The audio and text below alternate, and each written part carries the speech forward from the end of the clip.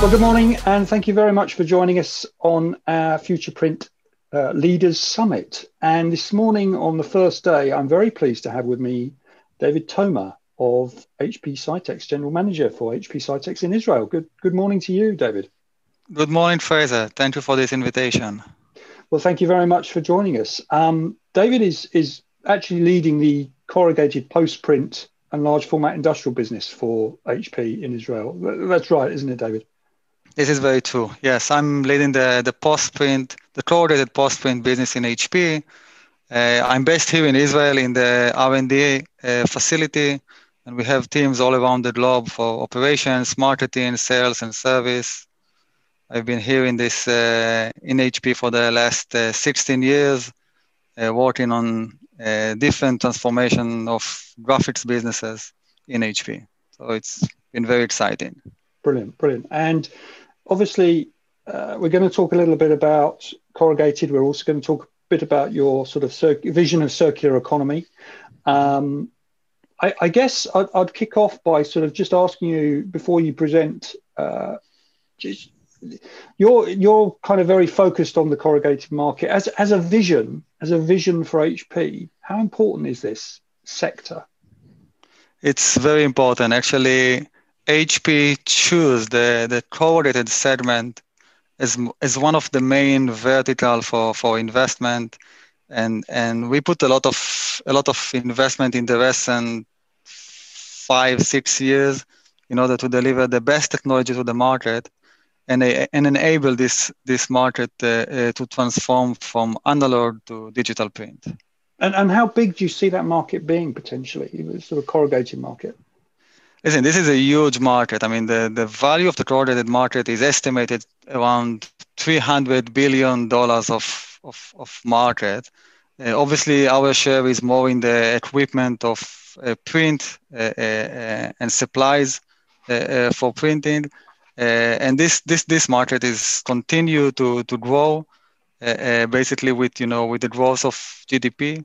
And more important, even I think, that's to see the graphics part of this market is even growing even faster, like double the GDP. And we see more and more requests and need to find solutions that will unleash the constraints of analog printing. And this is where we come, to the picture. Sure. And obviously when you're going to share a few slides, so you'll go into a bit more detail about the thinking behind that. I just wonder, as a business, HP very focused on digital print. So it's a big commitment, this sector, I guess, isn't it? And you've got some pretty amazing technology with your page-wide technology. So strategically, HP see this as crucial. Definitely. Let me share with you some slides, okay, and I can show you what we have in mind when we come to the corrugated market. Yeah, brilliant. Let me share for a second. Fantastic.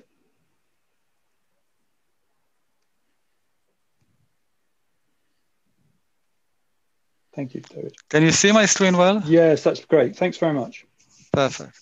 So basically, when we come to the corrugated market, what we want to do is to transform the way boxes are made and to enable corrugated converter to manufacturing boxes cheaper, faster, and better than what they have today. We understand that the most important thing, and this is where we invest, it's the first pillar that you see here, is to reduce the cost of manufacturing of a box. And this is where we invest our technologies. And we are not looking on, for many years, it was like a niche, having a special operations at the side. It was based more on the multi-pass technology, all technology. Today, the technology is aiming for the mainstream production, for the high volumes, and to enable the converters to have to move jobs from analog to digital and save cost by doing that. So this is like the basic and most important one. And then beyond that, there is all the value of digital that, the supply chain value, that you don't have to hold inventory, that you don't have waste, you don't have obsolescence. You can deliver the fastest way to the market. And in the third pillar, you see the value that you give to your customer, the converter give to their customer, to the brands, that basically they can design whatever they want, and you can print it and you can deliver it. There are no constraints. You can do one-off. You can do you can change and test the market. So you have no limitation. Whatever you can imagine, you can print. But again, the basic of everything is just about cost of a board for mainstream production and enable the converter to take litho and flexo jobs and move them into digital. So this is our vision, and for that the investment of HP, and this is HP, I think one of the companies that has the highest investment in this market for digital print. We develop portfolio, not only one press but several presses, and we look on post-print solutions like the C500 press that you see here, and we also enable preprint solutions, web solutions like the T470S and the T1190. So basically, we give each of the converter the ability to choose if they want to go post-print, if they need to go to preprint, what is the best fit for their operations. And this is the portfolio that we offer to the market.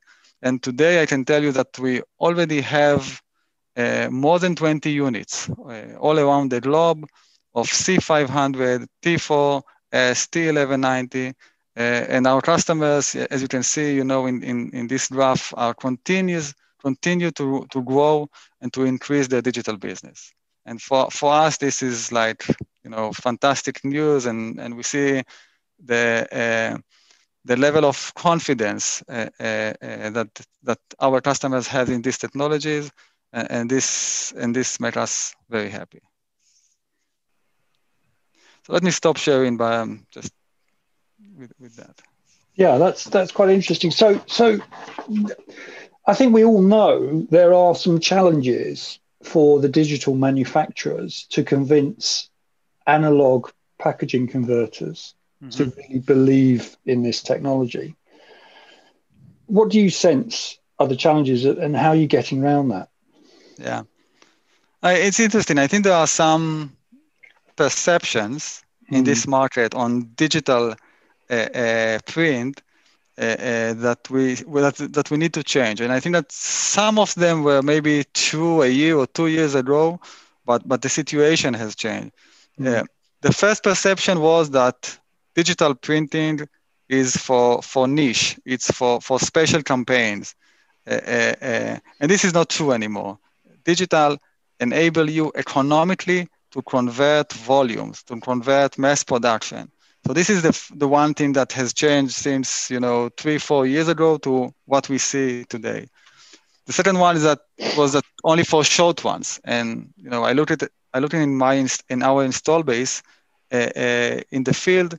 Most of the volume that been run on the digital presses are not short ones, between 2,000 to 10,000 run lengths of a job, and even 20 to 30% of the job are more than 10,000 sheets per job. So it's not anymore just special operation for niche production.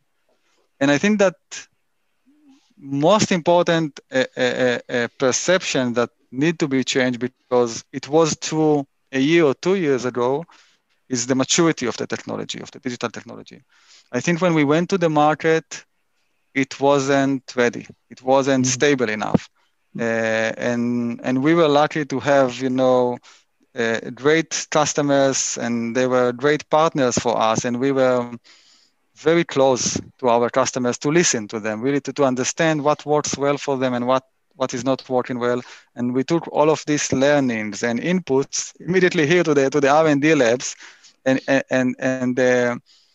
the change and the improvement in the last 18 months was phenomenal. And the press and the performance that you see today in terms of stability and productivity, it's not what maybe converters have seen, in a show or in an event a year or 2 years ago.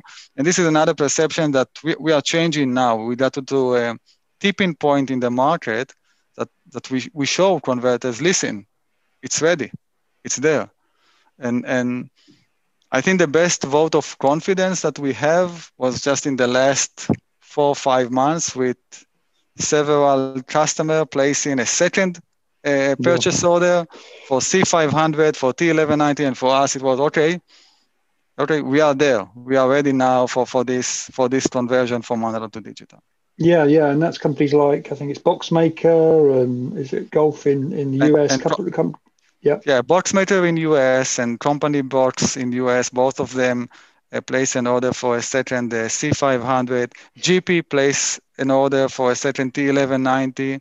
And we have a customer in Italy, Leak, that had C500 and place an order for T1190. So definitely a lot of excitement in the market. Just for anyone who doesn't kind of get a chance to come to Israel to see the technology, just give us an overall feel. So in terms of the HP map, and you've got San Diego, you've got Barcelona, you've got Israel. So what's the different relationships between the different parts of the business? Yeah, HP is a big company. And it's mysterious. There's a sort of mystery around what goes on in Israel. So tell us a little bit about what happens there. Yeah, so I can tell you. In Israel, what we have is the R&D and operation that is focused on the corrugated post-print solution. In San Diego, we have the corrugated pre-print side. So in San Diego, they develop and manufacture the web presses. We have more operations in Barcelona that looking on more segments. And we have also in Israel here another division, our sister division, which is Indigo, which develop also digital presses for different segments. So basically, HP is covering the different market and the different segments of the graphics prints. While we focus on corrugated, but there is also publishing and direct mails and labels. Sure. So each division has its own focus and how to. I think the power in HP is that since we have, as you said, many sites and many people around the globe and many engineers, we can leverage technology. So when I'm responsible for corrugated post-print, but I can tell you that I take the best technologies that exist in HP, even in other divisions, and bring them into the corrugated market, whether this is a workflow, whether this is a vision systems, whether this is media handling, whatever we exist in HP, we take it, we share a lot of knowledge, and this is, we work together, we share knowledge, we share practices, and this is part of, I think, the power and the muscles, of HP. Sure. And I think will benefit our customers as well. Yeah, sure. So tell us, I know that you have a vision as an organization. One of the key visions for the next 12 months and onwards is this circular economy, this thinking much more about sustainability and how important it is in the industry that we're in. So share with us how that looks and a little bit more about the way corrugated in particular supports that message. Yeah. Can I share with you again some slides? Because I think sustainability is very important for HP. And actually, let me unshare this one.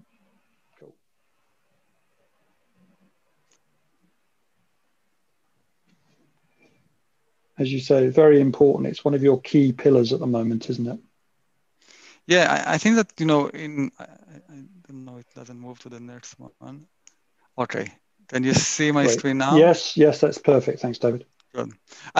I think that we in HP, we think that we have a bigger responsibility. As a big company, we have a bigger responsibility to protect the planet that we live in and to make sure that we put sustainability in the core of the way we are doing business.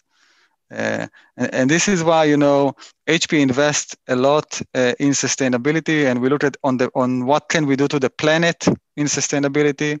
And just, in the recent year, HP plant more than 1 million trees in order to protect our forest. And HP took a commitment to reduce the usage of water in the next 5 years by 35% in all of its global operations. So a lot of activities around making sure, we preserve our planets.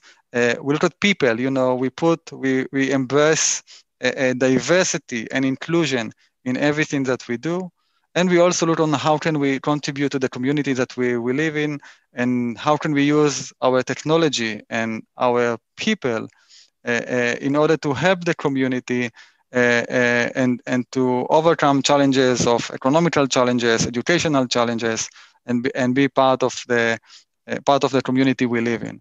And you can see here, by the way, that HP was chosen to be the most responsible company in America, which is a great feedback for us. So this is in the high level of HP, and in the corrugated specifically, in corrugated packaging, we look at this circular economy and what can we do and how can we contribute there. And in this, we start with looking at the raw materials that we are using, and we are making sure that we use the most safe raw materials. We invested a lot to develop a true water-based ink that is really free from any chemicals, and that it meets the stringent standards like Ecologo and UPIA, Nestle, Swiss Ordinance. So this is in the basic of the materials that we use. Then in the production side, digital brings a lot of value to the productions, and you can save cliches, and you don't need inventory, and you have less waste. And we make sure that our press doesn't use water in order to clean the press. So all of that also helps a lot to focus on sustainability.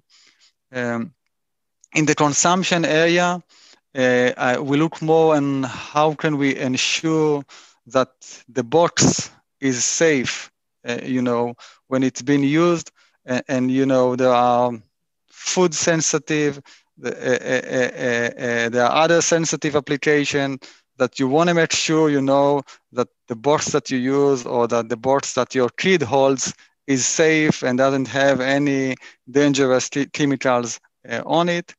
And at the end, in the disposal process, we make sure that we enable by our technology to have this disposal process and to recycle the boxes in a very standard process, and you don't need to have any special operations in order to do that.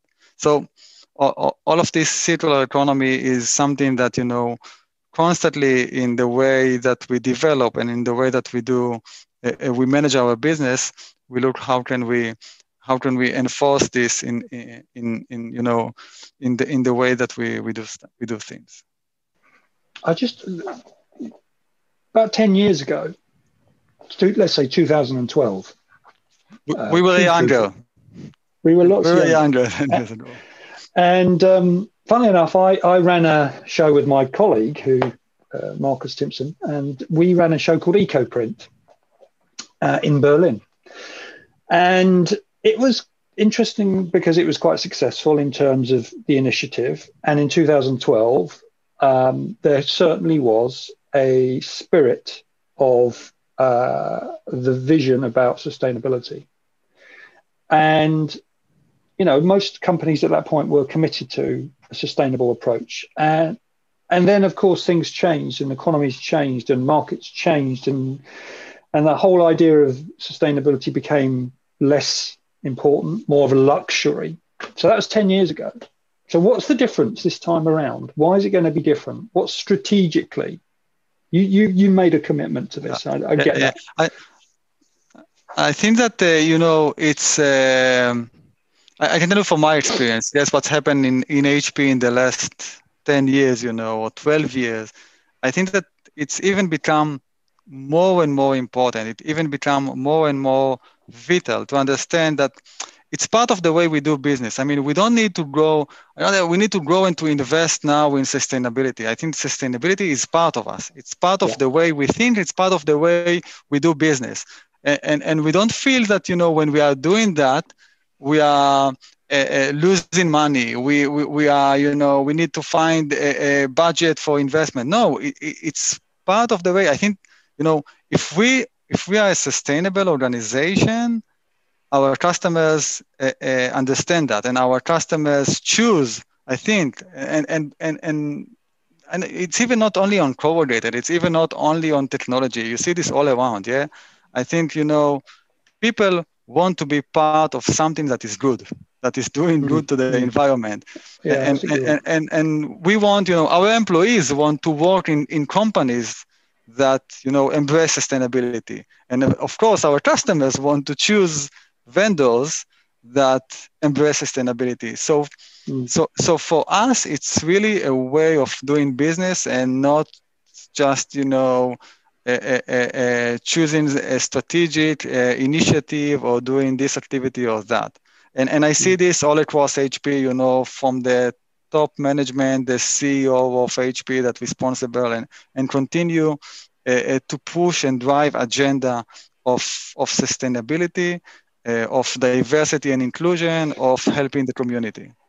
So that's an interesting one. You just said that, at the absolute top level, the senior management have a commitment to this. Definitely, 100%. Across the board. Across all the board. Yeah, and interestingly, as you said yourself, the same story comes from the Nestle's, the Unilevers, the P&Gs. The story is there. It's a commitment all the way along, isn't it? And clearly, it's not our generation that are driving it. It's a younger generation that drive this because they have vision of buying things that are ethical, purposeful, green, all those things. So it's clear that it's there. David, as we come to the sort of end of our conversation, and thank you for being with us, I just ask a question. I guess because we're running this Leaders Summit in a way because Drupal would have taken place. It's not taken place. Actually, now it's not going to take place for another 4 years. So that means that we haven't had a Drupa from 2016 to 2024. That's going to be 8 years without an event. And Drupal was often used as an opportunity to get in front of the media, to get in front of the big customers and tell them what your vision was. So that's kind of what we have as an opportunity today. What is, if anything, what is that final statement you would make to us as an audience? Yeah. Just a comment, because you mentioned about, Drupa and other show, and I think we all needed to reinvent ourselves, and to find new ways to do business. And at the beginning of the pandemic, we were all, okay, how we cannot meet customers, we don't have shows, we don't have live demos, how face-to-face demos. Sorry, we don't have. How can we do this? And I think we all learn, that we can find new creative things. And this is one example in this conversation. And we are doing a lot of virtual demos for converters, because we want to show the things that we have discussed now. We want to show to the industry. And my message, if you allow me, my final message to the market is that digital is ready. Digital is ready for mass production, for high volume. It's stable now. It's productive. It's economical to move from analog to digital. And I'm very happy, talking to different correlated converters and hearing from them that they are saying that the next investment will be only digital. They understand that this is the future. And I think if I need to, to conclude this in one sentence, I think it's clear today that the future is digital. Yeah. There is no question. Yeah. The only question is how fast it will happen. Yeah. But this is the future. So well, that's good to hear. We'd like to be part of this journey. Yeah, that's good to hear. That's good to hear. David, General Manager HP, thank you very much for joining us. I really appreciate that. Gave us a little bit of insight. Also gave us a little bit of the vision underneath the vision, if that makes sense, which is always good, and the purpose of this. So David, thank you very much for joining us. And Thank you very much. It was a great pleasure.